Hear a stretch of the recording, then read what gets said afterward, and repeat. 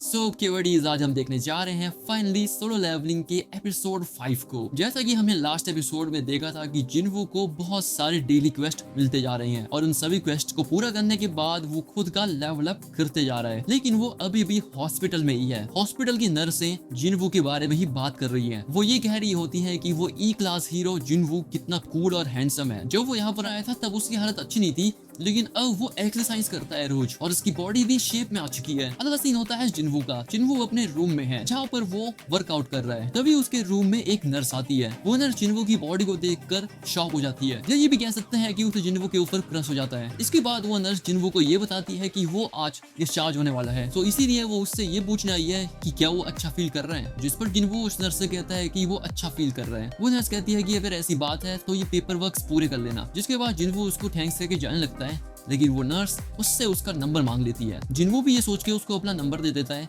कि हो सकता है ये शायद फ्यूचर में कोई काम पड़े। इसके बाद अगला सीन जिनवू के घर का होता है, जहाँ पर जिनवू की बहन स्कूल जाने के लिए रेडी भी हो रही है और इसी के साथ वो न्यूज भी देख रही है। जिनवू अपने रूम से बाहर आता है। जिनवू की बहन जिनवू को देखकर उससे ये पूछती है कि क्या तुम वर्कआउट कर रहे हो। जिनवू कहता है हाँ बस थोड़ा बहुत। एंड ये कहने के बाद वो अपनी बहन को स्कूल भेज देता है। अपनी बहन के जाने के बाद जिनवू सिस्टम में देखता है, जिसे देखकर वो ये कहता है कि अभी उसकी 10 किलोमीटर की रनिंग बाकी है, जिसे वो बाद में पूरा करेगा। बट इसके बाद वो ये सोचता है कि अब उसे अपने पॉइंट्स का यूज किस एबिलिटी को बढ़ाने में करना चाहिए। जिसके बाद वो डिसाइड करता है कि वो अपनी इंटेलेक्ट एबिलिटी को बढ़ाएगा। इंटेलेक्ट का मतलब है अपनी इंटेलिजेंस को। बट तभी जिनवू के लैंडलॉर्ड का कॉल आता है, जिसे देखकर जिनवू बहुत घबराहट में अपना फोन उठाता है। जिनवू का लैंडलॉर्ड उसे बताता है कि तुमने अभी तक किराया नहीं भरा, लेकिन कोई बात नहीं, अगर तुम्हें कोई अभी दिक्कत है तो तुम बाद में भी दे सकते हो। जिनवू कहता है कि उसे कोई दिक्कत नहीं है और वो जल्द ही रूम का किराया भर देगा। मकान मालिक का फोन कटने के बाद जिनवू ये सोचता है कि अब वो गॉब्लिन्स को आराम से मार सकता है, तो किराया भरना उसके लिए कोई बड़ी बात नहीं है। इसके बाद वो अपने फोन में कुछ चेक करता है और फोन को देखते देखते वो कहता है अगर उसको ज्यादा पैसे कमाने हैं तो उसको एक हाई रैंक के गेट में जाना होगा। लेकिन इसी के साथ ही साथ जिनवू ये सोचता है कि अभी वो एक ई रैंक का हंटर है, सो उसको एक हाई रैंक के गेट में जाने की परमिशन नहीं है। सो अगर उसको एक हाई रैंक के गेट में जाना है तो उसको अपनी रैंक बढ़ानी होगी। बट वो ये भी सोचता है कि अगर वो ऐसा करेगा तो सबकी नजरों में आ जाएगा, क्योंकि दी अवेकनिंग एक रेयर चीज है और सबकी नजरों में आने का उसका मेन कारण ये होगा क्योंकि उसने आज तक किसी एक ऐसे हंटर को नहीं देखा जो कि लगातार अपनी रैंक को बढ़ाए जा रहा है। लेकिन तभी जिनवू को एक मैसेज दिखता है, जिसे देखकर वो थोड़ा सा सरप्राइज हो जाता है। अगले सीन में जिनवू उसे जहाँ पर जाता है जहाँ पर वो फर्स्ट एपिसोड में गया था, जहाँ पर वो डंगसुक नाम के आदमी से मिलता है। डंगसुक एक सी क्लास हंटर है और उसकी एक अच्छी टीम भी है। डंगसुक जिनवू से कहता है तुम ई क्लास हंटर हो ना और तुम्हारा नाम जिनवू है। जिनवू कहता है हाँ मैं वही हूँ। तभी डंगसुक की टीम का एक आदमी कहता है अरे ये लड़का तो बहुत ज्यादा फेमस है और इसका एक फेमस नाम भी है, शायद वो है हाँ the world weakest Hunter. And ये कह के वो आदमी हंसने भी लगता है। डंगसुक इस चीज के लिए जिनवू से माफी मांगता है और वो उससे कहता है मेरे टीममेट ऐसे ही है, तो इनकी बातों का बुरा मत मानना। इस पर जिनवू ज्यादा कुछ खास रिएक्शन नहीं देता और वो कहता है इसमें कोई गलत बात नहीं है, मैं एक ई रैंक हंटर ही हूँ। इसके बाद डंगसुक जिनवू को ये बताता है कि ये एक सी रैंक मिशन है जिसके लिए हमें बस 8 लोग चाहिए। इसके बाद वो ये भी कहता है कि हम तुम्हें फाइट करने के लिए नहीं ले जा रहे, इसलिए हम तुम्हारे साथ लूट आइटम को शेयर नहीं करेंगे, लेकिन बस पार्टिसिपेट करने के लिए तुम्हें 2 मिलियन वॉन जरूर दिए जाएंगे। जिनवू उन सभी हंटर्स को देखकर कहता है तो इनमें 4 लोग सी रैंक के हंटर हैं और 2 लोग सब डी रैंक के। इसके बाद जिनवू उनसे पूछता है तो फिर मेरा क्या काम होगा, आखिर मुझे मिशन पे करना क्या है। डंगसुक जिनवू को बताता है कि उसको बस सामान उठाना है, जिसके अंदर खाने पीने का सामान है और कुछ कपड़े भी। जिनवू उनसे पूछता है कि क्या तुम लोग बिना हीलर के ही जा रहे हो। इस पर डंगसुक उसे बताता है कि जब भी ये लोग इंडिपेंडेंट मिशन पे जाते हैं तब उस समय हीलर मिलना बड़ा मुश्किल हो जाता है। जिनवू अब यहाँ पर ये सोचता है कि ये सभी लोग बिना हीलर के डंजन के अंदर जा रहे हैं, सो अब उसको डाउट हो रहा है। अब यहाँ पर डंगसुक जिनवू को एक कॉन्ट्रैक्ट साइन करने के लिए कहता है। इस कॉन्ट्रैक्ट में ये लिखा हुआ होता है कि अगर जिनवू को कुछ भी हो जाता है डंजन के अंदर तो यहाँ पर हंटर्स की कोई भी गारंटी नहीं होगी। इसके बाद एक और हंटर को दिखाया जाता है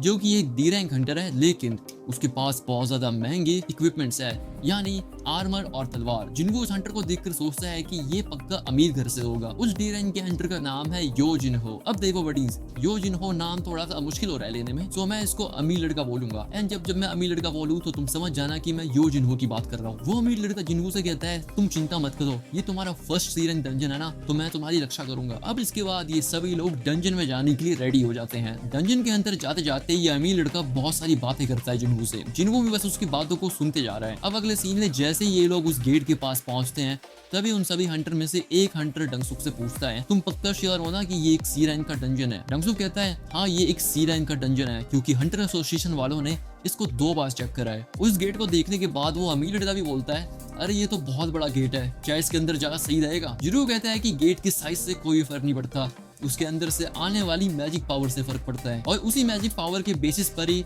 हंटर एसोसिएशन गेट का रैंक डिसाइड करती है। इसके बाद अगला सीन होता है डंजन का, जहाँ पर ये सभी लोग आ चुके हैं। डंगसुक अपने टीममेट से कहता है कि यहाँ पर थोड़ी लाइट करो। जैसे ही वो हंटर लाइट करता है तभी ये लोग समझ जाते हैं कि यहाँ पर कोई भी मैजिक बीस्ट नहीं है। जिन्वू ये सब देखकर ये सोच रहा है कि ये बिल्कुल कार्टरन टेम्पल जैसा ही लग रहा है। अमीर लड़का जिन्वू से पूछता है, ये ग्लो स्टोन क्या होते हैं? जिन्वू उसे बताता है कि वो एक ऐसे पत्थर होते हैं जिनमें से लाइट्स निकलती हैं। इसके बाद ये सभी लोग उस डंजन के थोड़ा और अंदर जाते हैं। वहाँ पर वो अमीर लड़का फिर से कुछ बकर बकर कर रहा होता है जिन्वू से, लेकिन जिन्वू सब कुछ शांत होने के लिए कहता है, क्योंकि जिन्वू को मॉन्स्टर्स की आवाज सुनाई दे रही होती है। थोड़ी देर तक शांत रहने के बाद जिन्वू सबको ये बता देता है कि हमारी तरफ इंसेक्ट टाइप बीस्ट आ रहे हैं। जिन्वू की बात सुनने के बाद सभी लोग यहाँ पर अलर्ट हो जाते हैं। अब धीरे धीरे करके उन लोगों को भी आवाज सुनाई देने लगती है, जिसके बाद ये टीपीएस से दिखने वाले बहुत सारे बीस्ट अटैक कर देते हैं उन हंटर्स के ऊपर। डंगसुक की टीम का एक मेंबर उन चींटियों के ऊपर हमला करने लगता है, और इसी के साथ ही साथ दूसरी तरफ डंगसुक उन सभी चींटियों को अपनी तरफ अट्रैक्ट करता है। जैसे ही वो सभी चींटियां डंगसुक की तरफ आती है,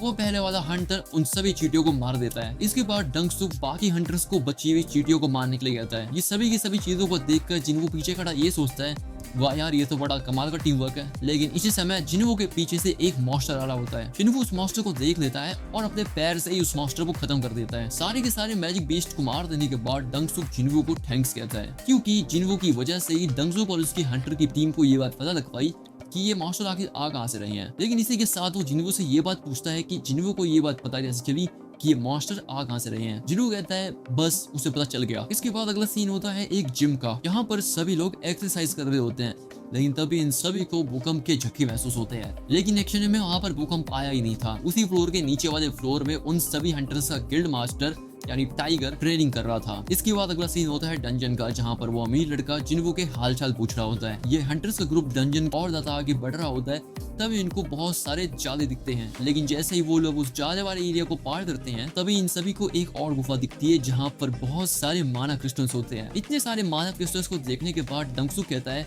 अब मैं अपनी एक टीम बनाऊंगा। और वहाँ पर खड़े बाकी हंटर्स उन सारे के सारे माना क्रिस्टल्स को आपस में बांटने की सोच रहे होते हैं। दूसरी तरफ वो अमीर लड़का जिन्वू से कहता है, क्या मैं तुम्हारा कॉन्ट्रैक्ट दिख सकता हूँ जिन्वू? वो अमीर लड़का जिन्वू कॉन्ट्रैक्ट लेके डंगसुक के पास जाता है। वो अमीर लड़का डंगसुक से कहता है, कॉन्ट्रैक्ट के हिसाब से जिन्वू को लूट का हिस्सा नहीं मिलेगा, लेकिन ये सारे माना क्रिस्टल लूट का हिस्सा नहीं है, इसीलिए इन माना क्रिस्टल्स को 7 जगह 8 हिस्सों में बांटना होगा। डंगसुक कहता है, हाँ तुम सही कह रहे हो, इसके 7 नहीं 8 हिस्से होंगे, लेकिन उससे पहले हमें इस डंजन बॉस को मारना होगा, और जब तक हम इसको मारेंगे नहीं तब तक ये गेट बंद नहीं होगा। लेकिन वो डंजन बॉस वहाँ पर सो रहा होता है, इसीलिए डंगसुक ये डिसाइड करता है कि वो सबसे पहले माना क्रिस्टल्स को निकालेगा। जिसके बाद डंगसुक अपने इसके बारे में पूछता है। डंगसुक का दोस्त बताता है कि वो गाड़ी रख चुका है, इसलिए वो जिन्वू और यूर से कहता है